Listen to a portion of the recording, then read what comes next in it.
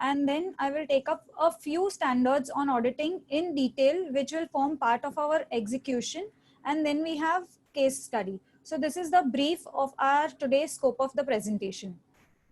Let us begin with the first few slides, where you can see how I have divided the various standards on auditing into the 3 stages. That is the preliminary engagement activities, planning, execution. Again over here, the execution standards, and then we have reporting standards and others. So today, friends, I'm going to take up all the standards from the execution, the ones which are highlighted over here. I will take them all in depth. And friends, we can take all the questions up towards the end. So you can park your questions in the chat box. We will take it towards the end. Going forward to the first essay, that is essay 200. Friends, while doing any form of audit or coming across any of the engagement, it is a responsibility of an auditor to ensure that we obtain reasonable assurance that our financial statements are free from any fraud or error, and we form our opinion on the fees on the financial statements, and we comply with all the applicable financial reporting frameworks to produce a report. It can be audit report, it can be any other engagement reports. So while having the overall objective of SA 200, what are the few expectations from an auditor? An auditor is expected to have ethical behavior. Ethics is a very important role in our profession, and hence every auditor is supposed to have that. Professional skepticism. What do I mean by professional skepticism? Every question asked has to be thought twice, and it has to be again looked into. Say for example, management is giving any document, and as a evidence, it is ignorance on our part if we just collect the document and keep it. We should have a questionable mind. We should go back to the audit, to the management, and keep asking various questions, and accordingly we should have a very questionable mind while conducting audit. In the same way, we should have a professional judgment based on our professional skepticism and come up with the conclusions. And we should make sure that we obtain sufficient and appropriate audit evidences. Sufficient and appropriate, I would mean that we have qualitative as well as quantitative evidences on the basis of which we close our audit and we comply with all the standards on auditing. Going further, friends, you all will agree that currently we have a new code of ethics which is revised. And why is this revised? So that we have more and more stringent ways of conducting audit. In the past, there were many circumstances. We have come across many frauds wherein the frauds were concluded that it was on account of ignorance and negligence of the auditors. Considering these facts of the past, we have come across with a new code of ethics, and the code of ethics requires us to be professional accountant, and we are supposed to comply with these 5 basic principles. The first is integrity. What do I mean by integrity? We have to be straightforward and honest in all our business relations. Second is objectivity. By objectivity, I mean that we should not be biased, there should not be any conflict of interest, and we should not use any undue influence in any of our engagements. Third is professional competence and due care. Friends, while taking up any assignment, we have to make sure that we are upskill and we have that knowledge and we have the professional skills at that level which meets the competence, and we should give the services in such a way that the client is aware that as a professional we have a particular knowledge and we are updated on all the current development. That is the meaning of professional competence and due care. Next is confidentiality. In any way, as a professional, we are not supposed to disclose any important information to anybody. However, there can be circumstances where, few of the information needs to be given to any external agencies. So apart from that, we have to make sure that we do not disclose any of the client's information. Last is professional behavior. Friends, we have to comply with all the rules and regulations, and we have to take up all the assignments in a disciplinary manner. With this, we start with the standards on auditing. The first we start with is SA 230, that is audit documentation. Now here, what do I mean by audit documentation? It is a record which is obtained while performing our audit procedures. With this, it is a record to reach to conclusions, and it is also a record to have relevant audit evidences obtained.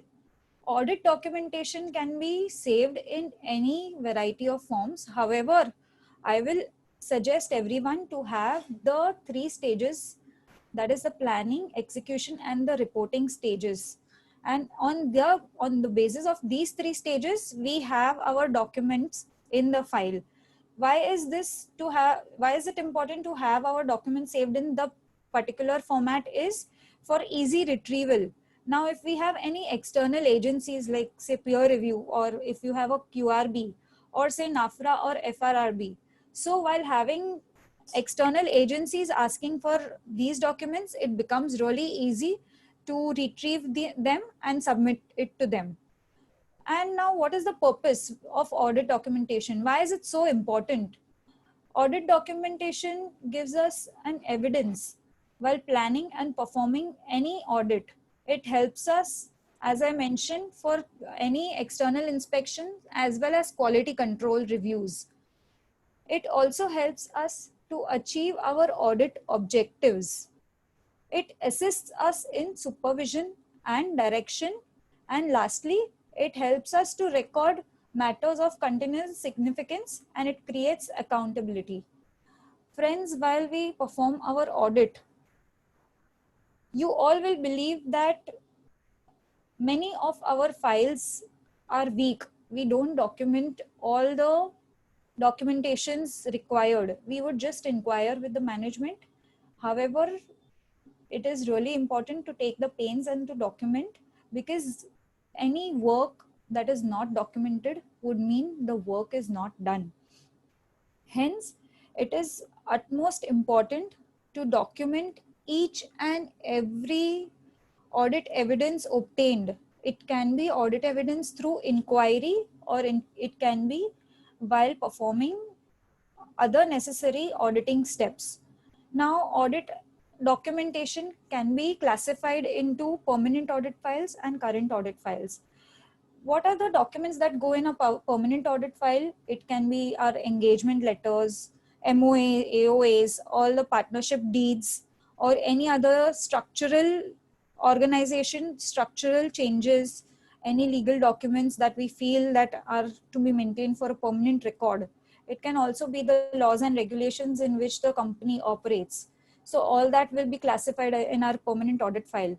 Now, what will our current audit file have? Current audit file will have all the documents which we have obtained while the assignment has been ongoing, and it can range from various extracts of say minutes. Minutes happen at regular intervals, and hence in the current period we should document in a current audit file. Then we can have analysis of various transactions, say our working papers, all our working papers, say invoice copies if we feel any, or say any extract of any court case which the company has just had in the current year. So all these working papers will form part of our current audit file. Also, the matters which we report, significant matters, our written representations, all will form part of our current audit file. Now, in the scenario of COVID, when we are sitting at home and we are all trying to get, documents from client online, what is the process? How do we document this? So in such a case, firstly, we will have to make sure that there is a quality control which the management has followed in respect of passing the documents to us. In this, I'll give you an example where, say we have received any document from a particular email ID, we will have to ensure that the particular email pertains to the client. Otherwise, there are chances of, the data being tampered, or there can be a possibility where client has not sent and maybe it has come from some other ID. So we will have to make sure the domain through which it comes. Also, we will have to make sure that the scan copies we receive are actually the same. It should match. So for that, we can alternatively have a video conferencing done with the client to ask them to show us the actual signed hard copies for which they have scanned and sent us the emailed copies. That is one way of documenting. Secondly, we should document all the minutes of our virtual meetings which we have with the client.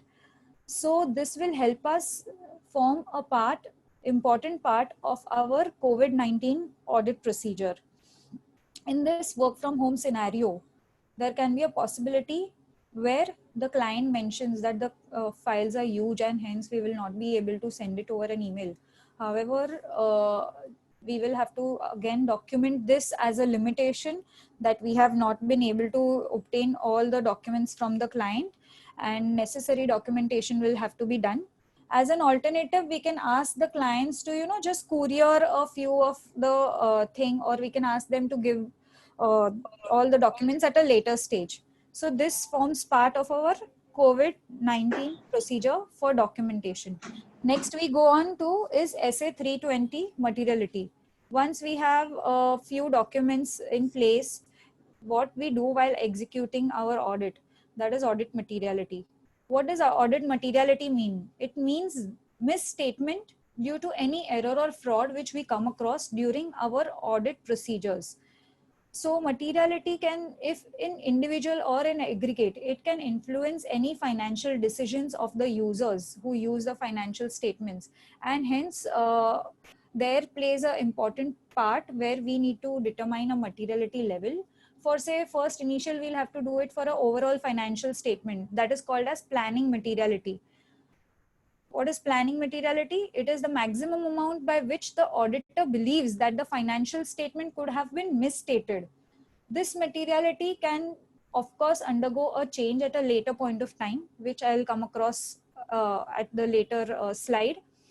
After having a planning materiality, we should determine our tolerable misstatement levels. So say it can be somewhere between 50 to 75% of our planning materiality.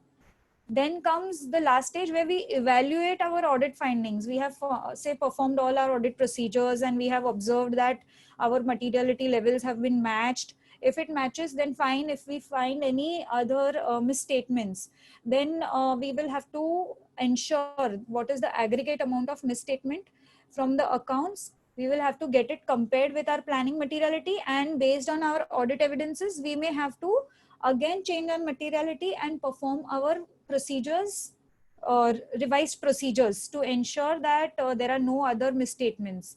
Now here, while planning our materiality, this being a very important year where we have COVID scenarios, materiality will play a very, very important role in our audit procedure, audit execution. So what is a thumb rule? We can have 5 to 10%. See, materiality will be different based on our client. It is a very subjective matter. However, I have highlighted here a few ways in which we can plan our materiality. Say it can be based on profit. However, in a current year, a company has a lot of volatility in the profits due as compared to the previous year. Then we might plan to take materiality based on our revenues. Also, one more scenario I would give is of, say, a company has just is a startup company where they are setting up their plant. So in the current year, they may have huge investments in their fixed assets. However, they may not generate any revenues. So how would we assess the materiality then? Then we might take materiality levels based on their fixed asset investments, capex, for the current year, and then going forward, we may have to revise the materiality. Say one more example where company is a cost plus company. They import goods, and whatever is their cost, they add up margins on that and then they sell in the local market. So many a times there can be possibility where we might have to consider expense as the materiality level to determine the benchmark, and expense will play a role in such a scenario. Now, what are the factors on which materiality depends? Materiality will depend on the factor that what is the scenario in which the company operates. Say it is a very volatile situation, then accordingly we may have to change our materiality. It is a very subjective matter, as I mentioned. Say in the prior years there have been some errors or frauds which we have come across, then again this can be a factor which we will have to consider, and hence the materiality may be high. Also, say entity is ownership structure. Say in a company entity holds say 80% of the shares, then in such a scenario of course the profits are diverted only towards the owners of the company. So accordingly we will have to make sure that profits before the owners drawings have been taken up as the materiality. Safety net. Financial statements materiality can serve as a safety net if the individual limits are within the tolerable limits. However, if the aggregate misstatements are higher, then we will have to perform alternate testing and we will have to adjust accordingly in our financials, or we will have to give a modified report. Let's move on to the next, that is SA 530, sampling. Now, once we have done with our materiality, we have also documented our materiality process, that is a planning matrix. And what is the next step we would do is, of course, we would go and find out all the samples from our accounts, and these samples we will give it to the client. So what is the basis? How do we have samples? Audit sampling. What are the methods, and why is sampling important? See, what is the meaning of sampling? Sampling means it is based on the entire group of accounts. We extract some portion of it, and that portion helps us obtain our audit objective, and we represent it as the evidence for the entire population. That is the meaning of sampling. How is sampling done? Sampling can be done in two parts, that is statistical sampling and non-statistical sampling. Statistical sampling will be done on the basis of probabilities as well as the random selection methods. And non-statistical sampling would be just, something which is not random and where probability of occurrence Isha, of each and every sample is low. May I ask all the speakers, all the participants to put themselves on mute, please? Thank you. Yeah. So again, over here, sample will depend on various factors. We will have to design our sample in such a way that those particular samples give us an evidence for the whole population. Then here comes sample size, that is the quantitative nature. How many samples do we want to extrapolate for any particular asset group, or say revenue? And then how do we select the samples? These are the procedures which we will have to perform. Say for example, in a revenue, we have 1 lakh invoices, and we have to do sampling for the same. And based on our materiality, we observe that we want to do random sampling. I will give you an example of a statistical sampling where, I have a revenue item, and out of the 1 lakh invoices, I decide I want to go month wise. From a particular month, I want to pick up, say, 15 or 20 samples, which will form a judgment for the entire that month's transaction. Like that, I will do a random sampling. And since I have considered all the months from Jan to December, I'm taking all the month, means there is a equal chance of a sample to have come into picture. That is statistical sampling. Chance for incoming of all types of transaction. And from a particular month also, I am doing random sampling. I'm not taking based on the amounts. However, keeping in mind our materiality, we may make sure that certain high value items are also appearing. So we cover as much as the portion. But friends, over here, it is not important upon, it's not always important upon the amount, we will have to also see that if there are certain small line items, say client is having lot of invoices which are of a very low value, so that doesn't mean that we ignore the same. We will have to consider even that, and accordingly we will have to draw few samples out of that also. Here I have defined a few there are few definitions. Say sampling risk would be an objective which a auditor has decided. If that is not met, then that is called as a risk. And in case of sampling, if a sample, the ones which we have drawn, what if that particular sample doesn't form part, it doesn't give a real picture for the whole lot, so that is a sampling risk. Then comes stratification. Stratification, friends, is dividing a particular group of transactions into, say, any we can have any method. Say a revenue, I have revenue from three different departments. I have manufacturing also, I have service revenue also, at the same time I have trading revenues also. So accordingly, instead of clubbing all the revenues together, I am just taking samples from all the different type of revenue streams that I have. So that is called as stratification. Then comes tolerable mistake. Now, tolerable mistake is something where it is up to a limit. For example, I'm waiting for someone, say I expect a friend to come 10 minutes late. And instead of 10 minutes late, she is 15 minutes late. So 10 to 15 minutes, the 5-minute gap which I have is my tolerable limit. Once she doesn't arrive at 15 minutes, I will give her a call. So that is the cutoff which we have to plan even while doing an audit. We will have to see that till what amount we can bear the misstatement. If the misstatement goes above that level, we will have to perform alternate procedures, and accordingly we will have to close our audit. And if there is any modification, we will have to ask the management to get it changed. Now, a few examples of sampling can be random, as I mentioned, systematic sampling, then there can also be monetary value sampling, and then there can also be haphazard manner sampling. It depends upon us. While auditing, friends, a basic method is to obtain evaluation of controls. Now, in the scenario of COVID, where we are sitting at home, what is more important is whether the client had performed its procedures, as in all the systems were in place or not, and all the controls were operating effectively or not. So this checking we can do through any video conferencing mode, or we can use Teams to have our controls checked. This is known as test of controls. Sampling has two methods, that is test of controls and test of details, which is the substantive testing.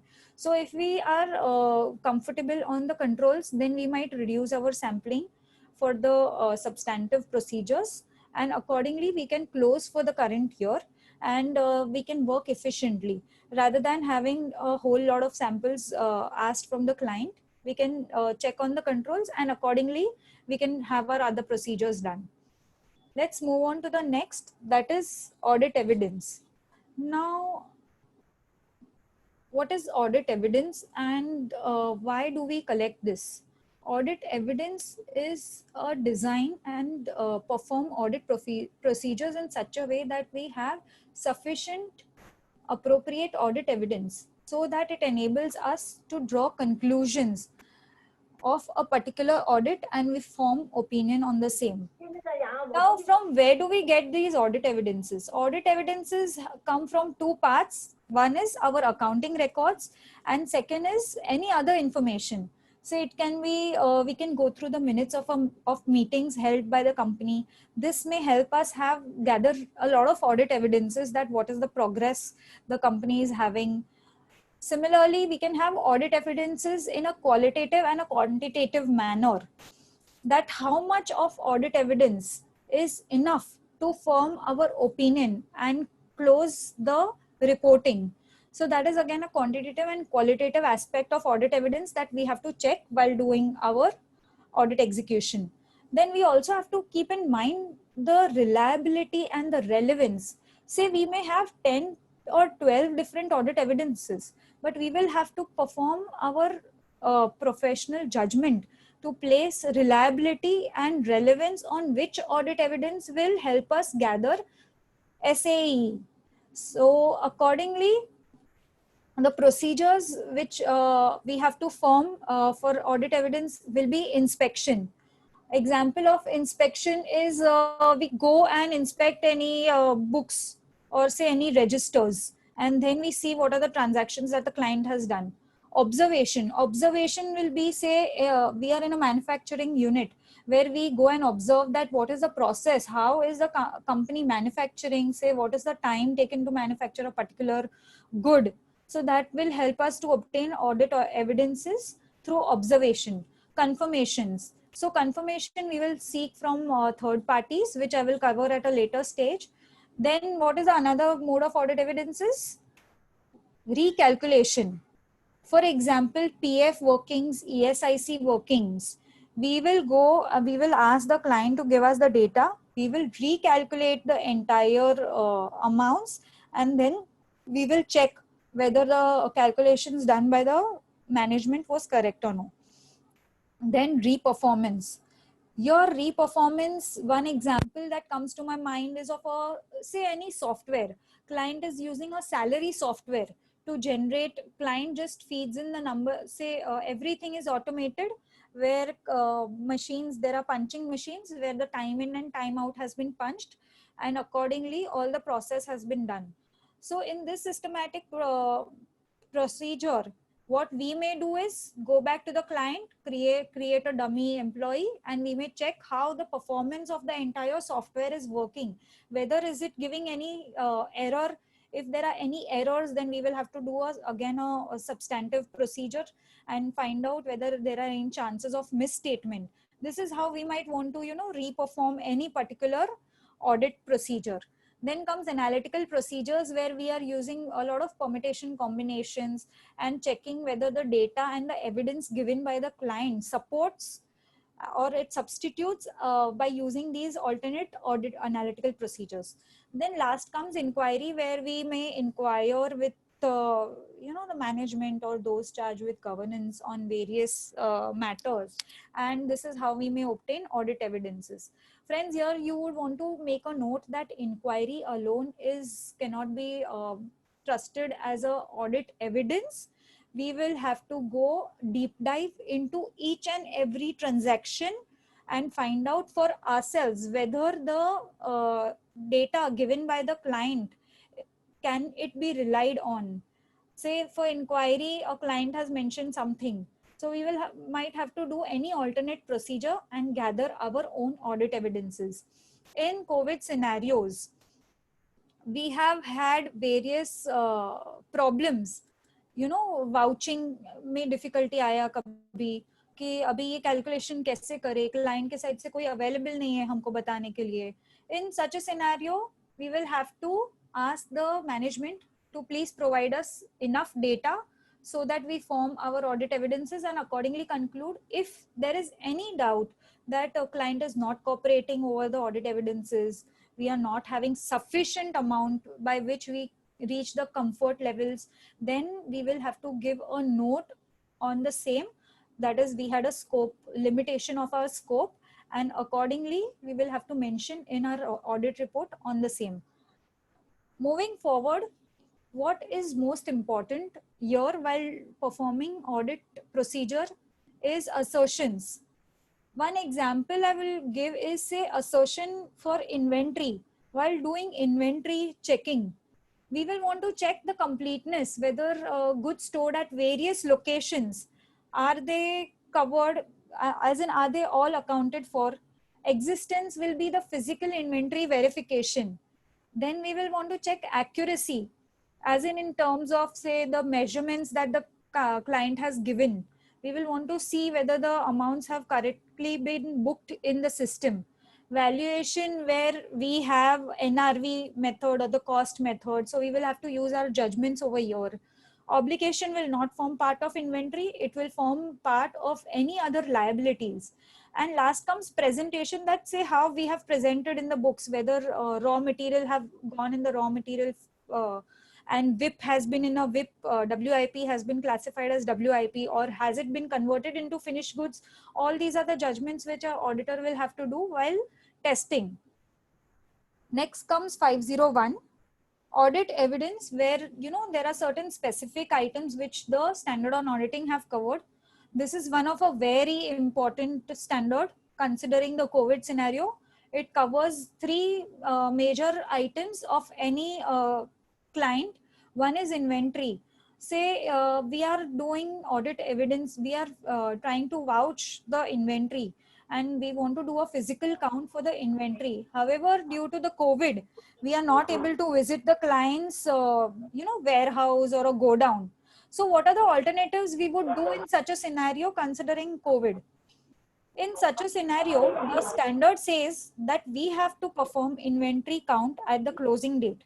However, we all know that from 19th of March, we were in lockdown, and 31st March was our stock count, which was generally people have stock count either on 31st of March, say 30th of March, or maybe 1st or 2nd of April. However, due to the current scenario, we were not able to perform this procedure.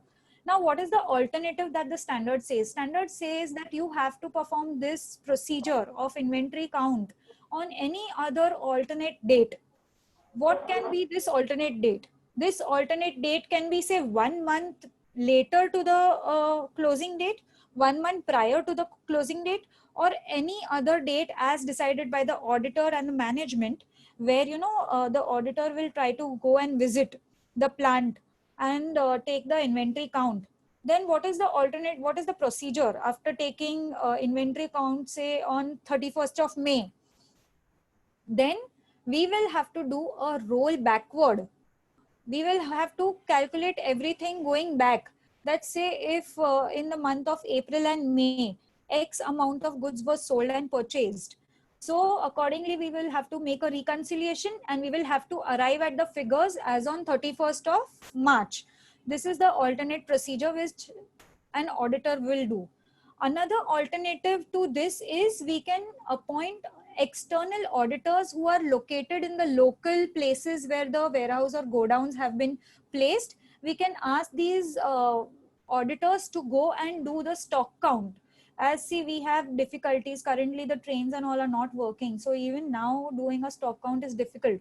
So in such a scenario, we can ask third auditors, as in the external auditors, to help us and get the stock count done, and we can then rely on their reports. So again, over here there are three things which we will have to take care is that the external auditor appointed is carrying on the audit independently, and the report submitted by him is actually genuinely prepared by him, as in he has gone there and personally done the stock count, and he has prepared the report and he's delivered it to us. That all has to be taken care in the form of our engagement letter with the third auditor. Next alternative to inventory counting can be video conferencing. We can take the inventory count, say on a video conferencing. We can ask the client that, can you please go to the location? We will have a count and we will see to it that all your inventory mentioned in your books does match. But here, friends, we will have to really use our skepticism, that there can be a possibility where client has just arranged various boxes and says that there is inventory inside. However, sitting at home, we will not be able to really identify whether those boxes really have inventory. So in this, we will have to perform any alternate procedure, and we will have to make sure that the books are correct. One more alternative comes to my mind is wherein we generally use the work of the management, where management mentions that we have performed the inventory count and you can rely on the reports given by us. So in this case, we have to really be very careful wherein the client prepares the report. Even if we are really sure that the controls used by the management are in place and there is no material misstatement, then we may rely on management's inventory count. Next comes litigation and claims.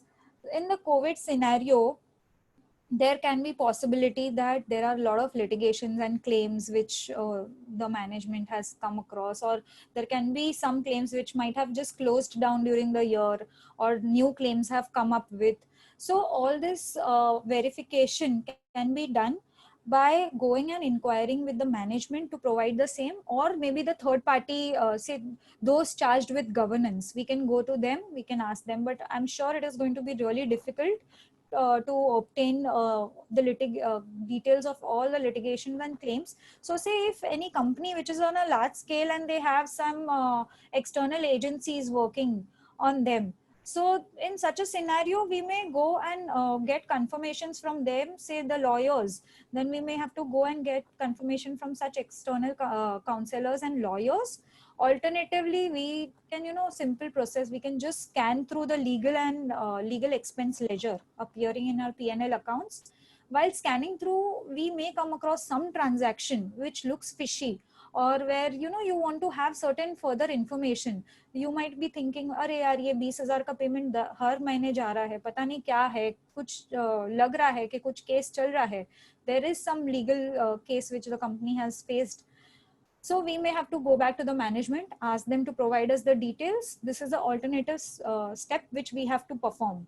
Now, segment information. So there is a separate standard which covers the segment reporting. However, just to brief you on this, segment reporting may one important point which we have to make sure is correct is the presentation and the disclosure. Friends, there can be a possibility where management has just changed the presentation of certain line items. से fixed assets में कुछ changes कर दिया, कुछ whip में पड़ा है, capitalisation होने वाला है पर वो फिक्स्ड असेट्स में डाल दिया है. There can be a possibility where creditors and debtors are internally adjusted. Creditor भी वही है, डेटर भी वही है, तो उसको नॉक ऑफ करके उन्होंने सिंगल लाइन आइटम कर दिया हो. So this is all just a presentation part, but this is very important, wherein because of presentation the whole trend might look a different, it may give a different picture altogether. So then we will have to identify them, we will have to go back to the management, tell them that this is these are the errors. We will have to ask them to complete it and change it. If the management refuses, then we may have to modify, or we will have to sit and discuss and get maybe written representations from the management and find it out accordingly. Next is SA 505, external confirmation. Now, what is external confirmation? It is a process of obtaining and evaluating through direct communication from a third party information about any particular transaction. So in this, friends, you all will believe that we are very, as auditors of SMEs, SMPs, and we generally don't get any external confirmations. However, in this COVID scenario, it is really very important to go and get these confirmations done. And I will really request all the participants here to emphasize on your particular firm that let's have this procedure done. There have been so many cases, like even fraud cases, say be it Satyam or any other cases, where external confirmation really played important role. Even after obtaining external confirmations, we will have to perform alternate procedures. We will not be just able to rely on these external confirmations. Here, external confirmations I have divided into two parts, that is assets and liabilities. What forms part of assets is bank balances, receivables, third party stocks, say it is lying in a CNF agent, stocks are lying with CNF agents or any third party warehouses. So we will have to go and get all the confirmations from them. In liability, say creditors hai, loans hai, so we will have to go and get confirmations from them. Let me give you a quick example where I am auditing a firm which is a SME or a partnership and they don't have company audits. In such a case, my client has major revenue, say only from one debtor. 80% of the sales are only to a single debtor, and I don't get any confirmation from that debtor. So in such a case, I have CC limits, as in my client has CC limits, it has OD limits. And in such a scenario, I am signing the audit report. So of course it is a very big risk from my end, where I have not gained any external confirmation. And in such a scenario, there can be chances of having fraud also. So with this example, I will just want to say that ask the management to get external confirmations done, as in we will have to send them, and the management will have to follow with their particular parties. It can be debtors, creditors, that they will have to follow up. They will have to ask them to send them back to us. In COVID scenario, we can send confirmation wherein we are, designing a letter. Basically, ये written confirmations होता क्या है? We design a letter wherein we write the party's name, their address, and we write in the description that so amount is outstanding in our books in your account. Kindly confirm the same. If you accept, please agree and send us back. If you don't accept, please write the amount of difference and also provide us the reconciliation if possible.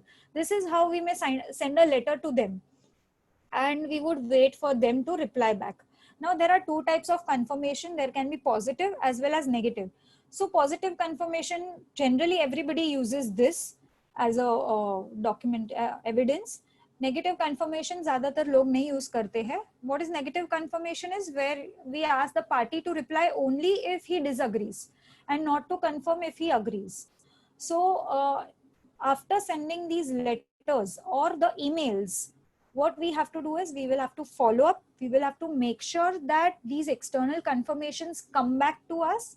In case they are not coming back, we will have to ask the management to push or follow up. And even if it still doesn't come back, we may have to modify, or we may have to write that so confirmations were sent. However, we have not received any replies from these parties. ऐसा करके we will have to write a note. Now there can be a possibility where the management is only refraining the auditors. Management comes and says to the auditor कि please ये confirmation वगैरह क्या जरूरत है, मैं जो अमाउंट बोल रहा हूँ मेरे बुक्स में वो करेक्ट है, आप मत कीजिए, confirmation मत लीजिए क्योंकि नहीं देंगे क्लाइंट, पार्टी नहीं देगी. So here comes a doubt, as an auditor we will have to really budge in, and we will have to use our professional knowledge and think that why is the management refraining us to get these confirmations. Accordingly, we will have to perform any other alternate procedures. Also here, as I covered in the documentation part, that we will have to make sure that the domain, जिस domain से वो email आ रहे हैं उसको हमको verify करना है कि वो करेक्ट है कि नहीं, or is it tempted. There can be chances of it being tempted. If we have big clients, we may ask the IRM team to come in and do this verification for us and get the domains checked. With this, let us move on to the next, that is SA 510, which talks about initial audit engagements on opening balances. Now, what is different in this standard? So this standard is comes into place where we have audit engagement, say for the first time, or maybe in the prior years the audit was not conducted by us, it was conducted by some other auditors, और से कभी इनके books audit हुए ही नहीं है. It is the very first time that their books are getting audited. In such a scenario we will have to make sure कि जो भी आउटस्टैंडिंग क्लोजिंग बैलेंस है लास्ट ईयर का, are they correctly been carried forward in the current year. We will have to perform audit evidences and try to find out that these opening balances, are they correct, or are there any adjustments which we need to make. Say inko we will call it as prior period adjustments, and accordingly we will have to report. Now here, what is the objective of the auditor is to opening balances contain misstatements that materially affect the current period's financial statements. Second, appropriate accounting policies have been placed on or. कुछ changes है accounting policy में जिसके कारण मेरे balances भी change हो रहे हैं. So we will have to properly consider them, and we will have to get it accounted, and we will have to accordingly disclose the same. Let's move on to the next, that is analytical procedure. Now, what do I mean by analytical procedure? से कभी ऐसा हो रहा है कि जो हमने audit evidences इकट्ठे किए हैं वो काफी नहीं है. We will have to go back, we will have to see some other procedures. In this analytical procedure, what are the few steps we may have to perform? Say हमने ratio analysis किया, wherein we are checking say debt equity ratio क्या है, मेरा profitability ratio क्या है, does it match with my previous ratios, और we do standard costing है. समझो कोई प्रोडक्ट के लिए क्लाइंट हैज स्टैंडर्ड कॉस्टिंग, उसने कुछ बजट्स बनाए थे स्टैंडर्ड कॉस्टिंग के. So does the standard costing currently match with my budgets or no? Then we may have trend analysis where we check the trends of say last 5 to 10 years. Same company hai, same products hai, everything is same. So we may check the trends of last 5 years. Are they in line? If they are not, then there can be chances कि कुछ तो गलत हुआ है. Or then we will have to find out कि why there are changes. Then accordingly we will have to document the same, find out from the management, and we will have to note them down. Now your interfirm analysis भी कर सकते हैं, where say we are in a chemical pharma company का audit कर रहे हैं. जो chemical pharma company का है, अपनी client का है, वो किसी और का भी है. So in that we can have a check कि उसका growth, अपना growth क्या है, and accordingly we will have to document this analytical procedure, which may help us to gain more confidence over the figures. Now these analytical procedures now generally we have twice. First we do in the starting analytical procedures, opening में भी करते हैं, and we do it at the closing. Now a simple reason why we do analytical at the opening, you know, you all will agree to me that in the course of audit we have 10 to 12 trial balances coming in our hand. जो first trial balance दिया रहता है client ने, उसके figures, and if we compare the last trial balance figures are completely different. That is because client, you know, just to give for the sake of starting the audit, they just give whatever is in their books, and then they keep making adjustments. So analytical procedure in the first planning stage will help us identify कि client के balance books कुछ बराबर है कि नहीं. And after having all the procedures done, towards the end when the books are almost about to close, as in अपने figures final हो चुके हैं, we are about to sign the audit report, at that time we will perform this analytical procedure, and we will find out that now the balances, do they match with whatever the previous judgments are. In this current COVID scenario, there can be changes in the analytical procedure. Simple reason is there is a possibility कि client ने कुछ impairments book किए हुए हैं system में, impairment of assets हो गया है in the current COVID scenario. There can be possibility कि debtors बहुत बढ़ गए हैं. There have been lot of bad debts which the company has booked in the current year. उसके वजह से मेरे current ratios पे affect हो रहा है. So that is also one thing which we will have to check, and this is how our ratios may go for a toss in the current year. अपना stock turnover ratio भी कम हो सकता है current year में, क्योंकि stock तो मेरे पास ही पड़े हुए हैं. There is a very low movement this year for the stocks, so this may also have an impact. So this is how analytical procedures help us to obtain sufficient audit evidences, and we will have to document all these procedures in a very effective way to help us support the closure of the audit. Now let us go to the next, that is SA 540, accounting estimate.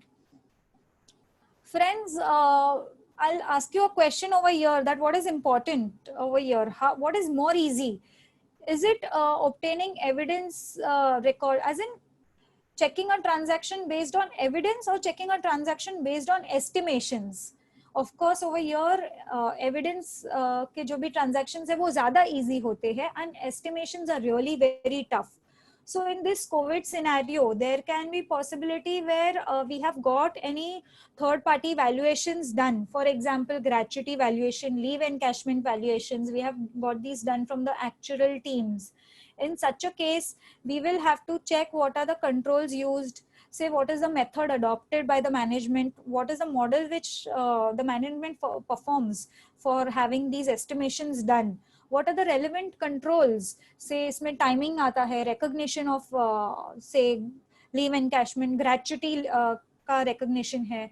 So are they in place or not? What are the assumptions, underlying assumptions of these estimates? As an auditor, we will have to check all of these, And a few more examples, maybe there can be impairment of goodwill in the current year. Say client is selling goods, they are into marketing based only on their goodwill. Their products have been sold. However, due to the COVID now, they have impairment of the goodwill, and accordingly, their values are low. There can be a possibility where manufacturing unit hai, first earlier they used to run on 80% capacity. In the current year, due to COVID, unki demand nahi hai product ki, they are running only on 50% capacity. So this will again impact our audit estimates. Also, there can be a possibility where, you know, many of the companies, in a practical scenario, what they have done is they have asked their employees to just leave, that they have waived off, layoffs ho kar diya hai. So in such a case, we will have to get a gratuity valuation redone, which will play an important role in the current COVID scenario. Then there can be a possibility where, you know, leave encashment hai, sick leaves hai, PLs hai. Client बोल रहा है अपने employees को कि you utilize all these benefits as a part of your COVID, कि COVID में तुमने इतने दिन नहीं आए थे, cover that as part of your sick leaves and PLs. So in this case, again, our valuation for leave encashment will undergo a change. There can be expected credit losses. What do I mean by credit losses? जो debtors है, earlier we used to have a credit period say of 30 days, 45 days. However, COVID scenario mein, your debtor is calling you that please, like, give me higher credit period. So accordingly, you will have 90 days, 100 days credit period. So that is the allowance for expected credit losses. Accordingly, we will have to document them and form our judgments. Now let us move on to the next, that is SA 560, subsequent events. Now, what are the subsequent events? Subsequent events are the events which happen after our books are closed, financials are signed. However, before our audit report is signed. That is one part. Now, second part, there can also be possibility where audit report be signed ho chuka hai, and after that we come across any subsequent event. One example over here can be, say, fire. Fire has taken place during the current year, that is March 20. Uske pehle hi fire ho gaya hai. So in such a subsequent event, there can be impact on our financial statements, which we will have to take into consideration. Or that can be a possibility ki fire hua hai, but that is after the financials have been signed. So in such a case, we will have to report the same, say, by way of disclosure that there has been a fire and it will impact maybe future years' books. In this case, subsequent event, basically we will have to go to the management. We will ask them that have they identified any ways in which they disclose what are the controls they have used to identify what are the subsequent events which the management has come across. We may also go similarly to the ones which are charged with governance. We may ask them that have there been any specific changes which may have any impact on our financial reporting. Lastly, what is most important step is, you know, to read the minutes of the meetings and also to read the interim financials. Interim financials would be April 20 से अभी तक के financials जो भी interim बनाए होंगे उन्होंने management ने. We will have to go and read that and find out that are there any material events which have occurred which may have subsequent event to our March 20 books. Accordingly, we will have to get it documented. Say, one more example for subsequent event comes to my mind is of litigation. Say कोई litigation outstanding था as on 31st of March. However, that has got closed, say, somewhere in June or July, and we are signing our balance sheet as on August or September. So this litigation will have a certain amount which we will have to pay as claims. We have contingent liability which has converted into liability now. So this will form part of a subsequent event. We will have to book that amount, and accordingly we will also have to give a disclosure that this was a case which have closed in this mid period, and accordingly we are providing for whatever was the amount since the case was outstanding as on 31st of March. This can be one example of subsequent event. Now there can be two types of subsequent event, that is adjusting and non-adjusting, which I already discussed. Adjusting is the one which we will give impact to this of the same in our books, and non-adjusting will be the one wherein we will not give impact, we will just highlight it by way of disclosure. In such a scenario where we have any subsequent event, we will first have to discuss with the management. We will have to tell them that there is any need for change in the financial statement, and if the management doesn't intend to have any changes done, we will have to highlight this point to all the stakeholders, and we will have to disclose it to them that these are the changes. However, management has not agreed to consider the same in our reporting, and hence we are just informing you that these are the possible impacts in the books. Now, in COVID scenario, these are the few examples which we may come across as part of our subsequent event. One, maybe there have been any foreclosure, force majeure close, or there can be, say, government ने कुछ grant दे दिया है, then it may have impact on our financials. Say there are any sales where major subsequent sale which company has taken up, sale of assets, a big entire, say, block of asset has been sold. So this can be a part of subsequent event. The event has, though it has taken place after our books, however, it will impact our financials, where say कोई भी एक revenue stream था तो वो client ने बेच दिया है. It will have an impact for which we will have to document it, and accordingly we will have to also verify our other supportings. Let us go to the next, that is SA 570. Friends, I want to tell you that this going concern standard is one of the most important standard in this COVID scenario. All our audits will first start with the going concern assumption. Why? That is because current scenario mein there have been a lot of companies which have been facing this issue, and accordingly our financials have to be changed, or it has to be prepared as going concern. Now, what is going concern? It is a fundamental principle which we have to adopt while preparing our financial statement. The responsibility of going concern lasts on the management. Management has to assess, as well as on the auditor. That auditor has to also perform its procedures.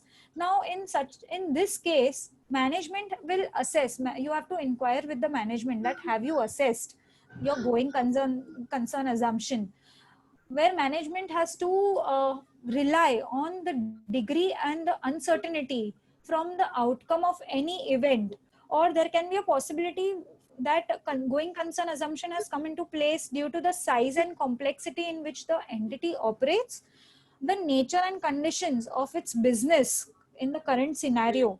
Also, there has to be a reliable judgment to be applied as on the balance sheet date on this going concern assumption. After the management has assessed, it is the responsibility of the auditor to go and confirm with the management and to understand that how the management has derived this going concern assumption, and accordingly auditor will have to perform its own audit procedures to determine the same. Now here I have classified these various examples of going concern. Now these examples can be classified in three ways, that is financial factor, operating factor, or there can be other factors which may affect a company. Now if we see, then there can be negative trends. There have been heavy losses in the company.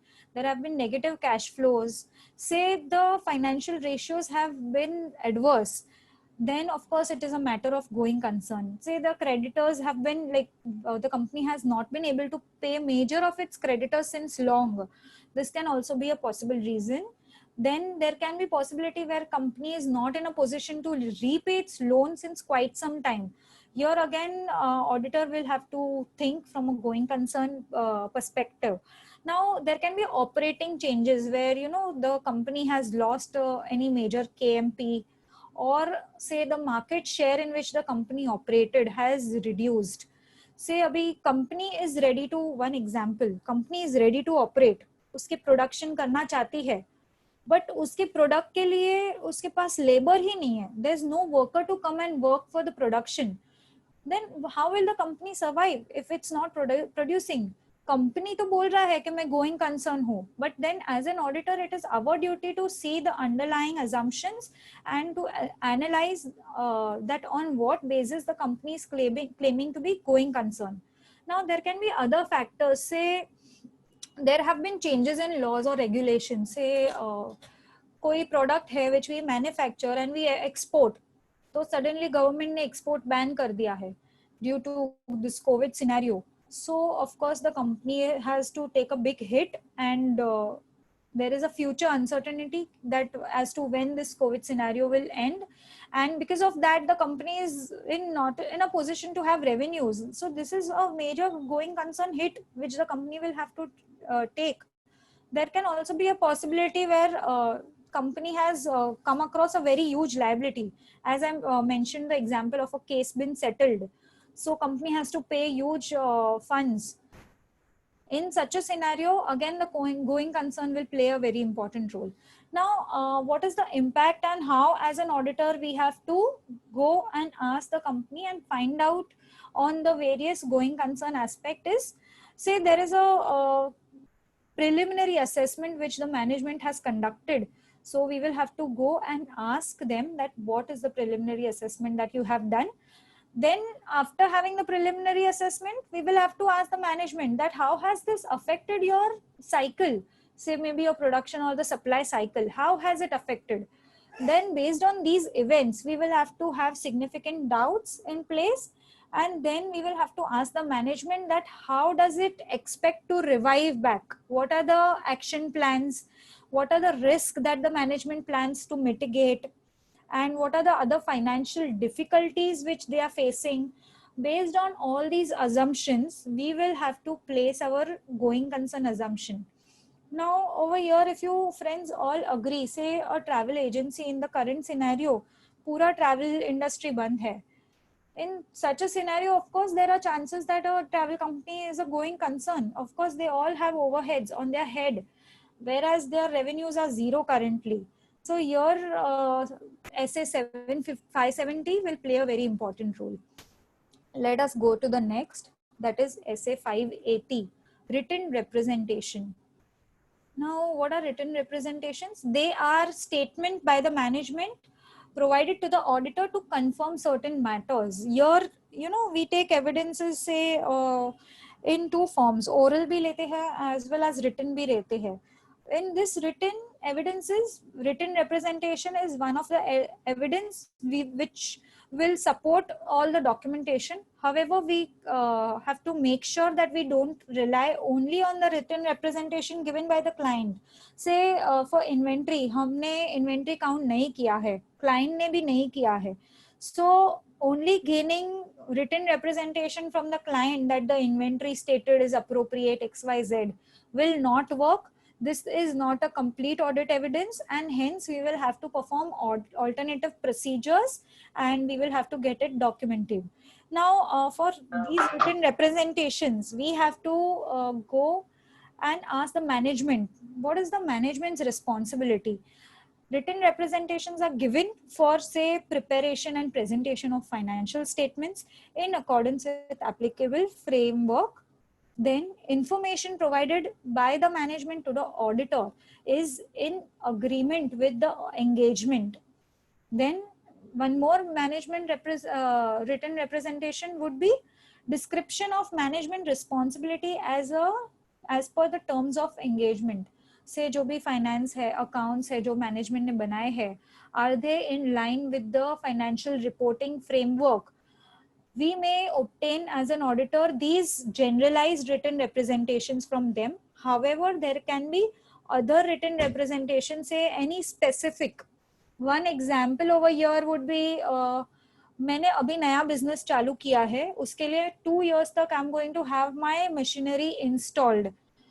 And now if the management comes and tells that this so is the amount of installation done, that may not form a correct written representation.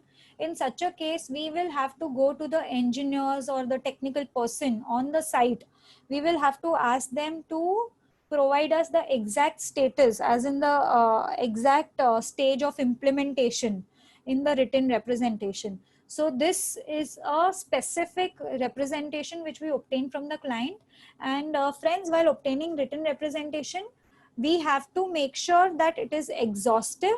It contains all the details which we expect the client to mention, and it is complete from the perspective of all the transactions recorded in the books.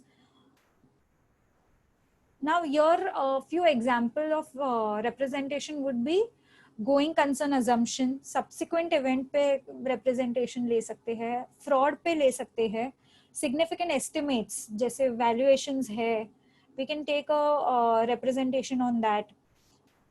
Now, say what if the management does not provide representations as what the auditor wants? In such a case, we will have to discuss with the management or those charged with governance, and we will have to re-evaluate. We will have to change the materiality maybe, and accordingly our sampling or alternate procedure, analytical procedures karna padega, and accordingly we will have to close our audit. In such a scenario, we can also put our note in the report. We can also modify our report to that extent. Your friends, written representations, though they are audit evidence, however, they alone do not provide any sufficient appropriate audit evidence. Also, the date of representation should be near to the practicability of the date of auditor's report. It can be before the auditor's report or after the signing of the financial reports.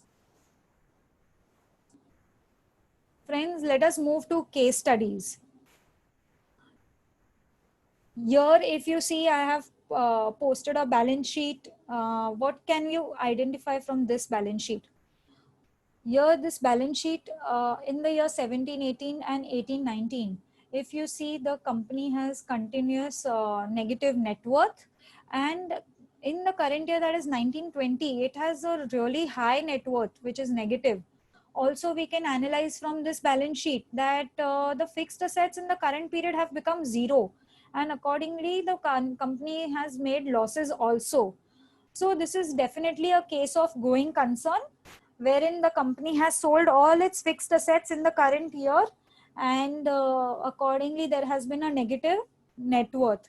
So then we will have to perform the procedures. We will have to inquire with the management and those charged with governance that what are the changes which the company has currently done.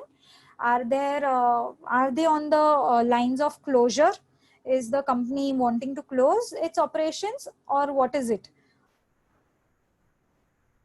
Let us go to the next case study, wherein I have posted a P&L account. If you see this P&L account, the trends of past 5 years, the company has a PBT say of around 6% on an average, wherein it has 10 to 12 crores of profit year on year. However, in 1920, the company has a profit sudden shoot up of 15 crore. In a current COVID scenario, the question comes to my mind is, why will a company have higher profits where, you know, all the businesses have been shut down? So on analyzing this, on inquiring further, there were further data which we found out that even the inventories, there has been a misstatement in the inventories, wherein, you know, the company has booked certain interstate transactions, as in inter branch transactions.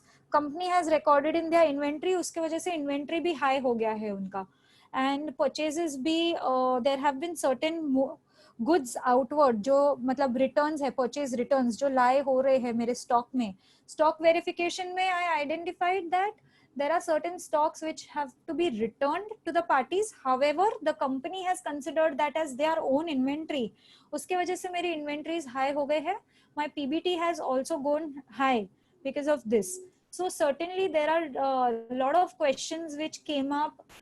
The main important standards here would be SA 501, that is audit evidence in case of inventory, then analytical procedures which we have to perform, that why has the company having this trend analysis करके ratio analysis भी करना पड़ेगा इसके लिए. Accordingly we will have to find out that what is the misstatement. We will have to go back to the management and ask for the relevant data. Now if you go on to the next box here, wherein this is a case, you know, where we had external agencies peer review. Here the peer reviewers, they asked the auditors to provide the details of the inventory count which the auditor had done. So the auditor submitted this table to the peer reviewers. Now here it is clearly seen that the documentation which the auditors had done was not appropriate. Auditor ने सिर्फ quantity और rate और value दिया. However, it was the duty of the auditor to provide line item wise details, having the units in place कि कितना unit है, कौन से product का है, what is the nature of the product. सिर्फ item A, B, C, D कर दिया है.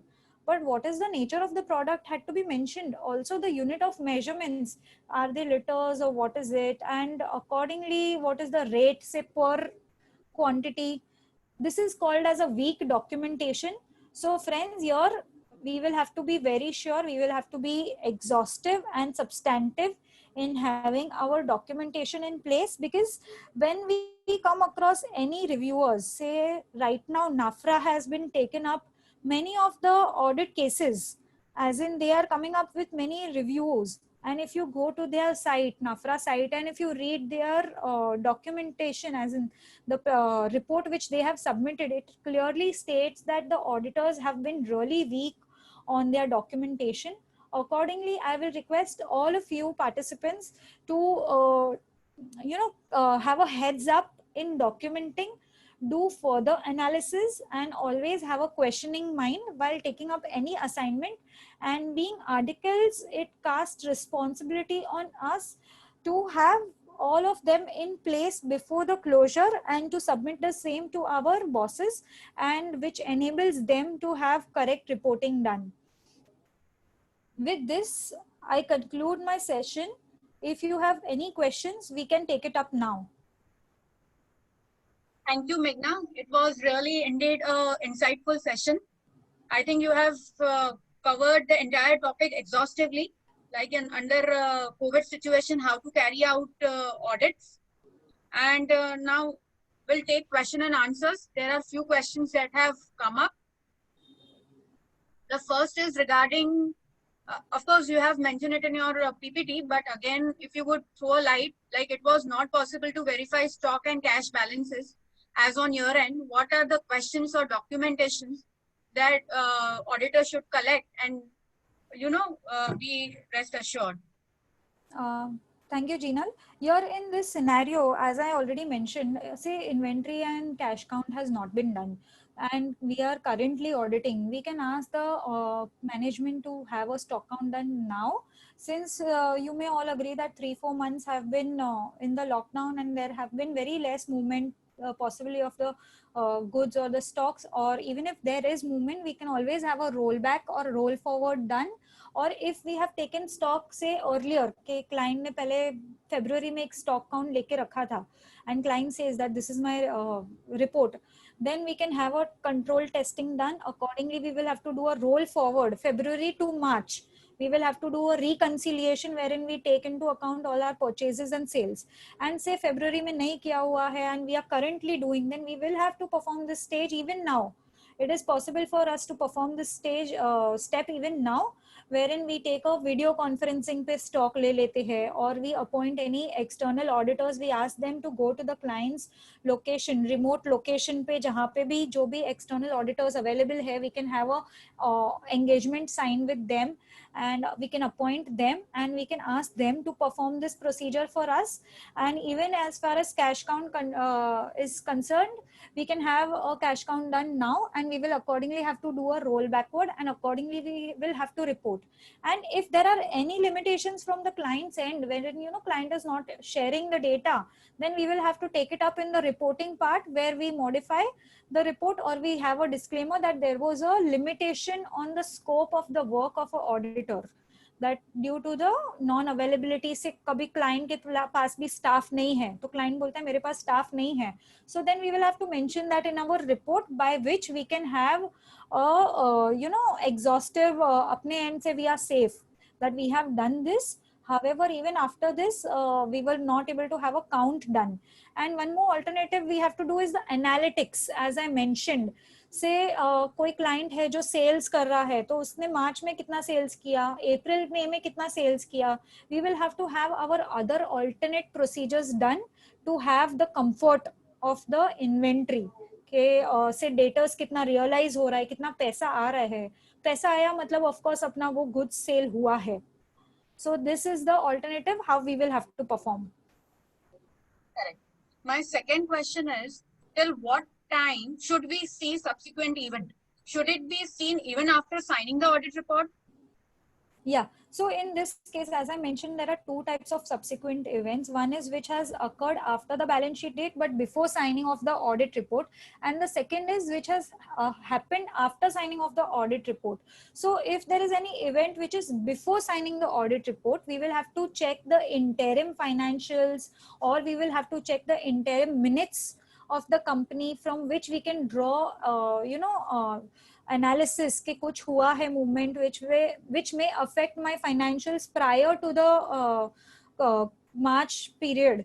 So accordingly, we will have to either report, either have the modifications done, adjusting events, which is called as in the financials, or there can be non-adjusting events, that is reporting, जो सिर्फ report करना है हमको. And secondly, there can be a possibility कि audit report के बाद भी कुछ ऐसा major change हुआ है which will have impact on my past balance sheet. So if we will have to go back to the management and we will have to ask them कि we want to modify our report, or we want to have this come as the point कि ये changes है जो हमें report करना है. तो management बोल सकता है कि don't do this changes, audit report already बन चुका है, let's not do this changes. If management says that, then it is our duty that we have to inform all those who are charged with governance, or the stakeholders, or even the ones users of the financial statement जो हम बोलते हैं कि these were the changes, say these were the subsequent events which happened after the auditor's report was signed, which has not been had effects in the audit report. However, you may have to consider this while using the financials. So ऐसा अलग करके एक report बनाना पड़ेगा, and accordingly we will have to disclose. Okay. So now third question is, some of the businesses have not started yet and are working from home. Some of the vouchers, if needed, are not made available to the auditor since office is closed. What steps should an auditor take in this regard? In this setup where we have not received documents, we will have to really push the auditors, we will have to push the management that please provide us the documents. If the management says that the documents are not available due to non-availability of the staff, we will have to have the testing of controls done कि जो controls client follow करता है, is that in line. As in addition to this process of testing the controls, we will have to test कि analytical procedures, as I mentioned कि उसके trends से revenue है. तो अभी जैसे वो एग्जाम्पल था, केस स्टडी था कि लास्ट क्वार्टर में इतना रेवेन्यू बढ़ गया है, then what is the probable reason. We will have to have a meeting with the client, virtual meetings, and we will have to document those meetings wherein we are documenting the minutes of the meeting, virtual meetings, and these are the analytical procedures which we will have to perform from our end. And then accordingly we will have to conclude whether even though the documents are not available, do we have the comfort on the numbers given by the client. And also we will have to report the same in the financial, in our reporting, that there was a limitation of the scope due to non-availability of staff. From the management side, we were not able to have 100% vouching done, or we are not able to form an opinion based on the samples which we have. उसके ऊपर हमारा नई opinion बैठ रहा है. So accordingly, we will have to give a modification in the report. So what if what auditor should do if there are differences in the ledger given by the third party? In such a case, we will have to ask the management, the responsibility cast on the management to have a reconciliation done, and they will have to give details of the reconciliation. And if it is within the materiality, then we may avoid. If it is going above the materiality limit, we will have to do further test, say further sampling test करना पड़ेगा, and accordingly we will have to also do alternate procedures which help us to identify कि जो materiality है मेरा set, जो भी misstatements है, is it within the tolerable limits? If not, then we will have to ask the management to identify all the differences, and reconciliation हो रहा है तो ठीक है, नहीं हो रहा है तो we will have to adjust the same and accordingly pass entries in our books के ये material misstatements है, जो amounts high है, काफी high है, तो accordingly you please make an adjustment in your books क्योंकि you are not giving the reconciliation. Ideally it is the responsibility cast on the management to provide us with the reconciliations. And what is confirmation are not received due to current situation? What can be the alternate procedure? So I believe in the confirmation part, we will have to, again, here we will have to send follow-up emails. If we have sent confirmation through emails, we will have to follow up with the client also, as well as the third parties जिसको हमने confirmations भेजे हैं. We will have to really do a follow-up and get them. We will have to make sure that they come to us, and even if they don't come to us within the stipulated time, then alternative procedures करना पड़ेगा. Also, we will have to give the same in our reporting that we had sent the confirmations. However, due to the limitations, we have not received whatever is the material amount. So here, sometimes materiality will also play a role. Also, there is a possible के same ही party है जिसने ये साल confirmation नहीं भेजा है, but say previous years में वो भेज रहा था confirmations. So then we can rely that the party actually exists. There are transactions going on. Also वो पार्टी का हम लोग से डेटर कंफर्मेशन है जो हमें नहीं मिला है, तो उसके साथ फर्दर क्या सेल्स हुआ है. We will have to go deep dive into that particular party's ledger and find out कि जो उसने सेल्स किया हुआ है उसके सामने उसका पेमेंट आ रहा है कि नहीं, और has the client booked any bad debts against that party. This can give us scepticism कि उसने बैड डेट्स क्यों बुक किया है. Is it a genuine transaction ke just party is recording sales and in future years they are recording it as bad debts? So these are the alternate procedures. We will have to deep dive further in the next period for those all parties जिसने हमें confirmations नहीं दिए हैं. We will have to get the same documented. Friends, everything works on documentation. Work not documented means work not done. So accordingly we will have to document all of this, and we will have to close. Thank you, Meghna, for addressing all our questions and answering all the questions very well. And as truly said, work not documented is work not done. So as a professional, we should be very diligent. And since we are the eyes and ears of all the stakeholders, so most of the stakeholders rely on our reports, and the respect that we command is due to the performance of our duties that we perform very diligently. Now, to conclude this session, I will ask CA Shreya Nagra to give a well-deserved vote of thanks. Over to you, Shreya.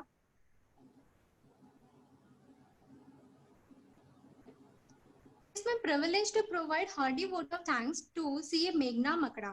She covered the whole topic in a very lucid manner and also made us understand and how important documentation is and how to conduct the audit in this COVID era.